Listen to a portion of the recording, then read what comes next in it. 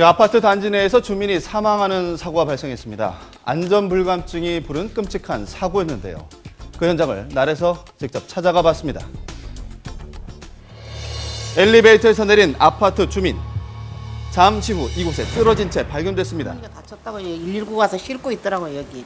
호흡 및 맥박이 다 없으신 심정지 상태였습니다. 피해자 결국 사망했습니다. 아파트 단지 내에서 쓰레기 수거 차량에 의해 주민이 사망한 사고입니다.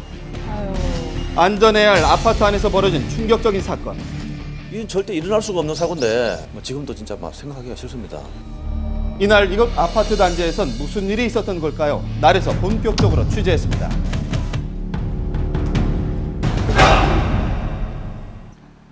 사건이 발생한 부산의 한 아파트. 차 위치가 이쯤 되고요. 실제로 그 피해자분이 서 있던 위치는 여기입니다. 피해자는 이 아파트에 거주하던 주민이었습니다. 올해 69세 피해자, 집을 찾았는데요. 어머니를 잃은 아들, 잠깐 사이 벌어진 그날의 사고로 충격이 컸습니다.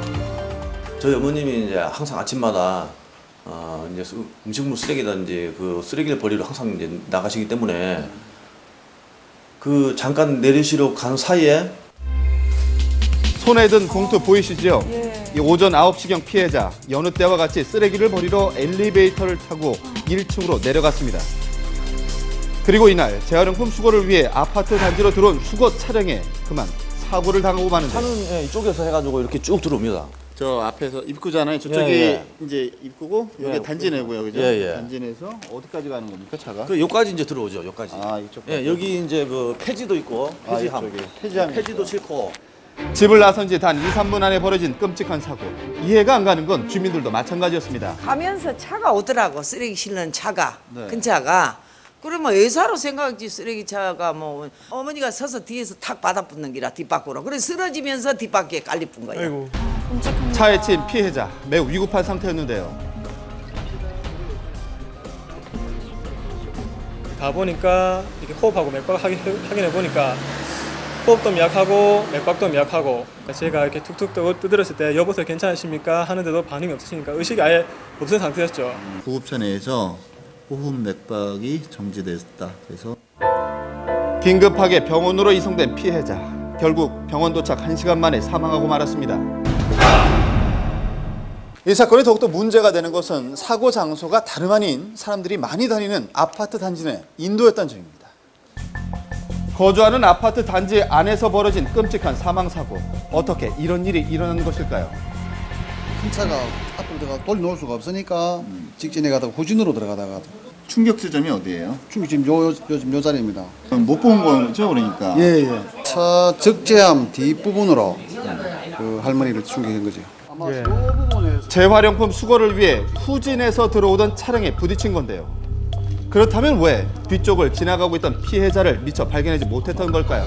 큰 차가 아니더라도 1톤 차만 해도 후진하면은 여기 복잡하기 때문에 당연히 후진을 하는데 안전 조치를 할 수밖에 없는데 운전자하고 동승자가 2명이나 있었습니다. 예. 그런데도 차 안에 앉아가지고 그대로 있었다는 말입니다. 그게 도저히 저는 이해가 안 가고. 너무 위험하다 싶더라고요. 큰 차가 들어올 때는 큰 차가 내리면 한 사람이 뒤에 가가지고 그 정리를 큰 차 뒤에서 좀 해주는 게 좋겠다 싶은 생각이 들더라고요. 유도해주는 사람이 원래 있죠. 네.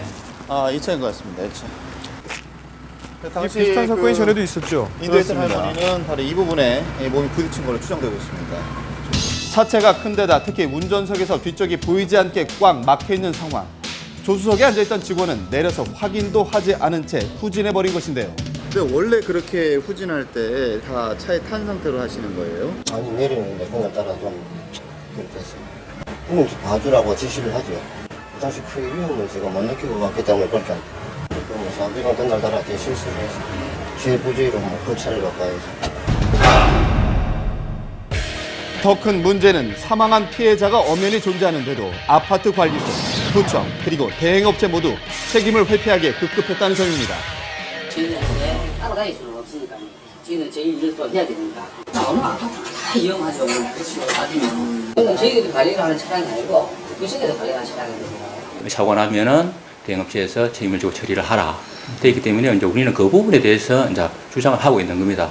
그 수칙에 대해서는 누누이 강조했고 부족함이 없이 충분히 했었습니다. 3명은 어제 해고 조치를 했고 그 개인이 그 해고되는 걸로 해도 제가 봤을 땐 충분하다고 보거든요. 사고 차량엔 경보 장치와 후방 카메라가 급히 설치됐는데요. 지금 달아놓으신 거예요, 이거를? 아, 여기 있네. 그러니까 이거가 있었으면 사고 안 됐어요. 사고 발생하고 며칠도 채 안 돼서 제가 전 차량에 그 블랙박스, 내비게이션, 후방 카메라, 무슨 알람 다 설치했습니다. 다 설치를 했으면 또 제법 막아줄 수 있죠. 소잃고 외양간 고치는 격으로 사후 안전조치를 했지만 이미 벌어진 일을 되돌릴 수는 없겠죠. 불과 한 달 전 인천에서 발생한 유치원생 사망 사건도 마찬가지인데요. 개인의 안전 불감증으로만 치부하기엔 그 심각성이 매우 커 보입니다. 쓰레기차로 인해서 연달아 지금 목숨을 잃고 있습니다. 그래서 이 현재 규정이 과연 제대로 잘 되고 있는지 또 현재의 규정에 구조적으로 문제가 없는지 근본적으로 한번 검토를 해봐야 됩니다. 반드시 꼭 지켜야 될 그런 안전 규정들을 제대로 잘 지키는지 관리 감독을 하고 안 지키면 강하게 법적 제재도 가하는 그런 노력이 필요한 거죠. 제3, 제4의 피해자 발생을 막기 위해서 전면적 점검과 강력한 대책 마련이 시급합니다.